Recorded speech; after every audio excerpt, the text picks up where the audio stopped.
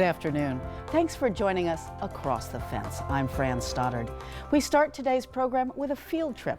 It's a field trip that's part of the Vermont Master Naturalist program.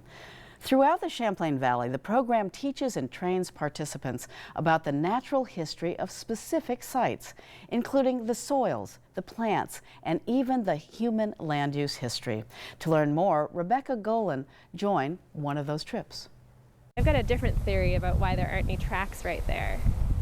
It's like going for a walk in the woods with Sherlock Holmes, but about nature. Noah Hoffman is a middle school science teacher in Bristol. He's talking about a new opportunity that he's participating in. It's the Vermont Master Naturalist South Burlington program. Cast your eyes this way. And what we're hoping to do is really expose the Master Naturalist candidates to the tools that they need to better understand their landscape and maybe apply that towards conservation or towards connecting other people in their town or in their city to their local landscape. On this day, program coordinator Sophie Mazawita is leading a walk through Wheeler Park in South Burlington. She's teaching participants about the wildlife tracks they're finding along the way. And they are finding plenty, even though they're only a couple of miles from the heart of Vermont's largest city. Even though there is a lot of human development, there's this tapestry of habitats that's interwoven between everything in South Burlington. And when we're out tracking and we're seeing fisher tracks and gray fox and red fox tracks within Burlington and South Burlington, you come to realize that we do have this pretty distinct special habitat here. You might see little brown M&Ms, but I caution you not to taste any of them. The purpose of the program is to educate the public about the landscape, wildlife, and natural history of the area through a series of field trips. Participants also engage in a community service project. South Burlington is one of 6 towns currently involved.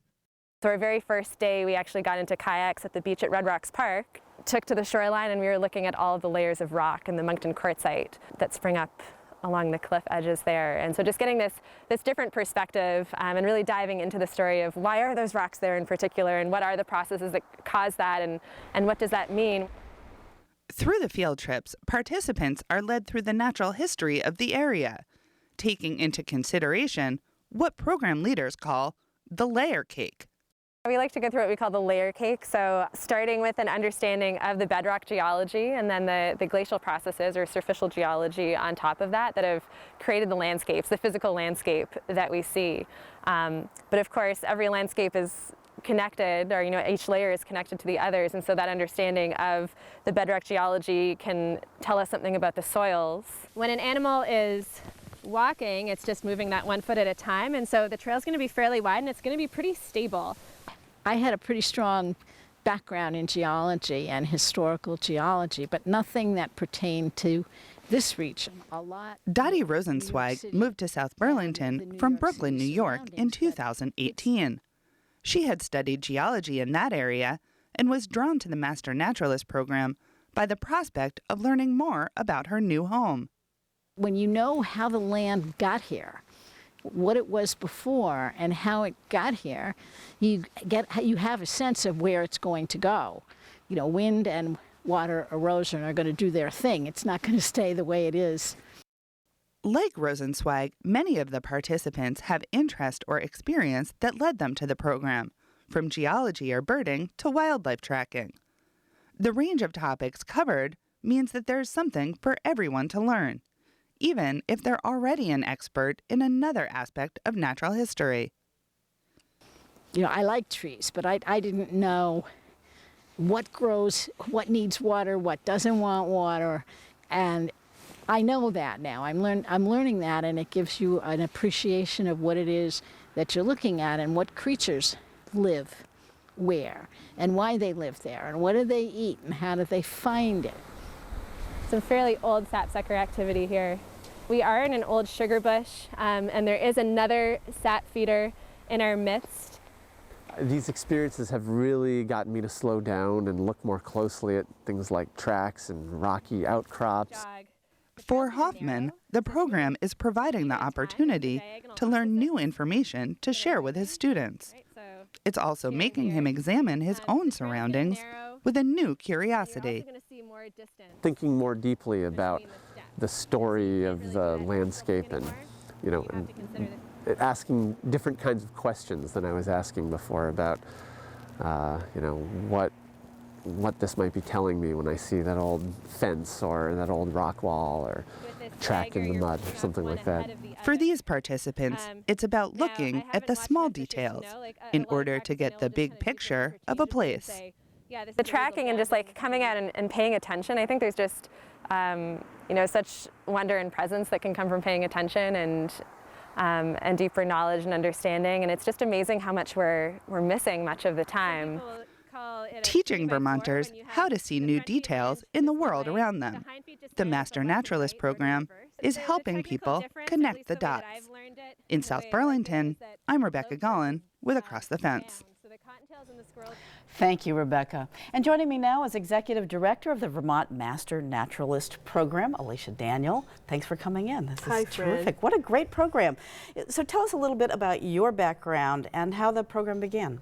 Sure. I began my training as a field naturalist at the University of Vermont 30 years ago. And I had an opportunity to study with Tom Sikkema from Yale School of Forestry and Art Johnson from UPenn. And they taught this great course that married the earth and life sciences. And I became passionate about this, reading the landscape from the ground up. And you're Burlington's naturalist, I am now right? Burlington's field naturalist. Yes, I'm at Burlington that's so cool. Parks, Recreation, and Waterfront, but I sort of cover the whole city, so yes. So just why is learning about our natural environment important? Why is that a great thing for people to know? Sure. Well, I don't have to ask myself that because I'm just totally drawn to it. I get outside and I'm curious and I'm passionate, but this Master Naturalist program, we're really not doing just a study of nature. We're connecting people to their town. So we very specifically help them learn about their town kind of in 5 chapters. We start with geology field trip. We move into the glacial history, which set up a lot of the parent material for our soils. We think of the winter times, kind of the post-glacial landscape when people arrived 9,000 years ago and were hunting mammoths, all the way to the Abenaki who live on the land today. And then the 4th chapter is the European settlement. These are big events that happened in every Vermont town. And you can see evidence of them You can see everywhere. those stories written in every town. And they're a little different, so it's fun to go in and find out what is the real story of Bristol, what is the real story of Williston, how is it different than South Hero, and that's what we do. Is that what makes this unique from other Master Naturalist programs nationwide, or they all focus on towns? No, this is very unique to Vermont, and it's because of our design using this layer cake approach. In many Master Naturalist programs, and they're wonderful, but they tend to do it topically, like there'll be a 4-hour lecture or a 2-hour lecture on ferns, and you'll go out and spend 4 hours looking at ferns. Right. But I think of that as a pieces approach, and you can't learn all the pieces in nature. It's daunting.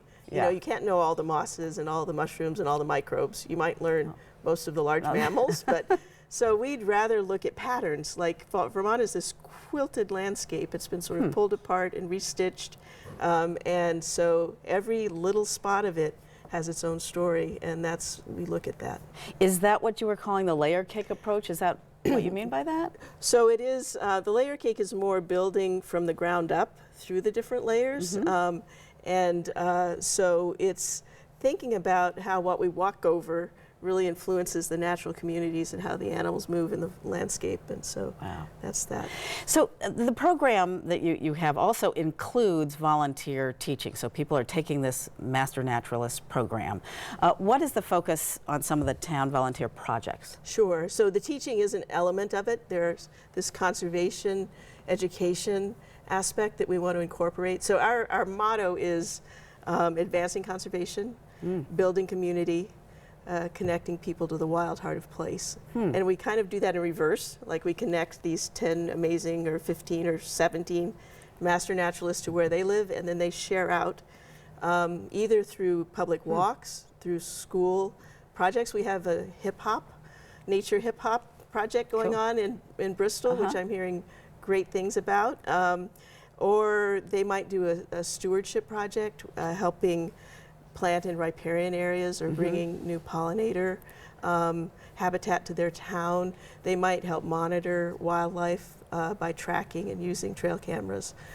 So it's all to increase the knowledge and the activity, the action, the activism, well, the involvement in the community. Fantastic. And is it easy to find the schedule of those field trips if you aren't part of the program, but you still want to be on those trips? Is there a way to find We out? generally, they're kind of emergent design at this point. Okay. We do want to get an event page up on our website, but right now we try to get the word out through Front Porch Forum. Yeah. We use all the sort of usual methods for letting people know. Sometimes they're posters and flyers. And can anyone become or sign up for the Master Naturalist program? Yes, I mean, there's certainly a population of people who are drawn to it, you know, who have a naturalist passion. And one of the first questions I ask people when we convene a team is, what layer are you most engaged in? What would you do out in the woods for a day? And so we have birders, we have geologists, we have people who love trees or mushrooms. And so there's usually a window that they're entering the program through that they've pursued. And then we just bring them all together. So what's the cost? How do people apply that are interested? So it's $425, and that's for the 5-day series, and you get a certificate, you know, at the end when you complete it. And I'm sorry, what was your last? Oh, No, and so, how do people apply? So if they go on the website, they can get an email address, and we have applications that are released in each town. We have a local coordinator. Great. We'll send those so out. on your screen, Yes. the Vermont Master Naturalist masternaturalist.org. Thank you so much, Alicia Daniel, Thank the you, Fran. executive director of the Vermont Master Naturalist program. Thank you, Fran. Once again, thank you for joining us, and thank you for joining us across the fence.